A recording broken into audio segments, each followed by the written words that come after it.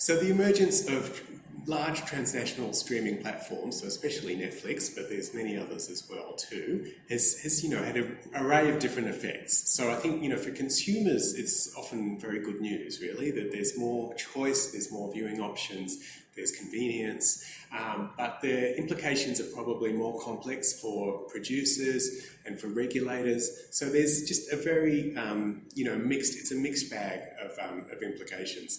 And the other thing that comes out of the research that we've been doing, looking at Netflix in particular, is that the effects for different countries vary enormously. So say Netflix's effect in the Anglo countries, where it is, kind of high-income Anglo countries, Australia, Canada, US, and so forth, is profoundly different to countries where the pricing of Netflix puts it out of reach of most customers. So low-income countries, Netflix is really limited to a very specific kind of class fraction, and therefore is of less concern to regulators and to governments. So it's a very kind of uneven landscape of effects.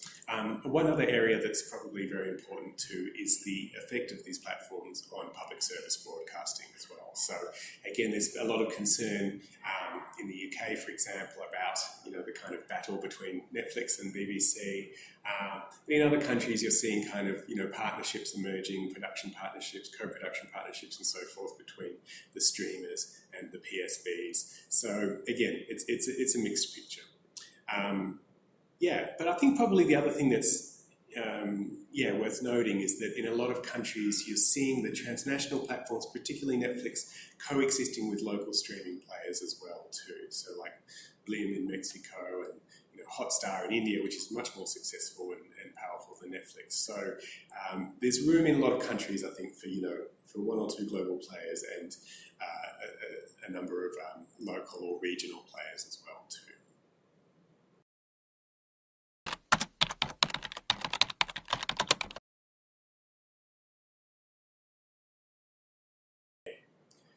All right, so in terms of the regulation of SVOD platforms in particular, I think, the EU is the most advanced in this respect, and a lot of countries are now looking to the European example, whereby you're combining a quota, so 30% in the EU case, with promotion requirements, so that the quota content is actually visible in the catalogue and can't just be kind of licensed cheaply and buried.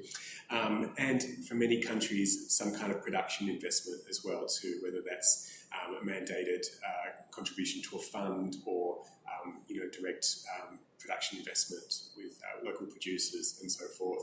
So I think, the combination of those different elements is probably the most effective mechanism. There's a lot of debate over whether streaming platforms, whether over-the-top streaming platforms operating transnationally should be regulated at all. I think, again, it varies from country to country, but where you have take-up of, up to kind of 40-50% of adults using these services, as is the case in Australia, then they absolutely need to be legitimate objects of regulation. And if you don't have some regulatory approach, then also the regulatory disparity between the streamers and the free-to-air broadcasters, is very stark, and that causes its own problems as well. So, yes, so I think everyone's watching Europe right now to see what happens with the Audiovisual Media Services Directive, there's so we were holding our breath to see how it pans out.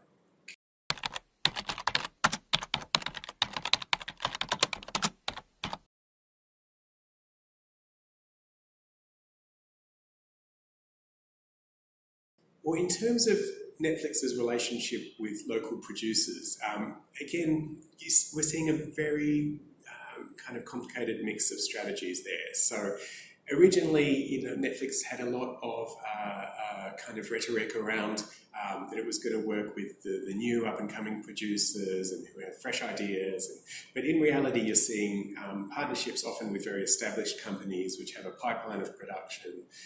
So again, I think another kind of myth, I guess, was that all of Netflix's production investment would be driven by the data that it collects, so it could identify underserved genres and underserved audiences. And I mean, that is part of the story, but also what we're seeing is that the actual production partnerships that eventuate have often come around through relationships, through networks and kind of casual interactions in many cases. And so really Netflix has become a lot more like the rest of Hollywood and the rest of entertainment industries in many countries that are a mix of kind of strategy and interpersonal relations and kind of, instinct and data all kind of mixed together. So again, a kind of patchwork of different effects in different countries.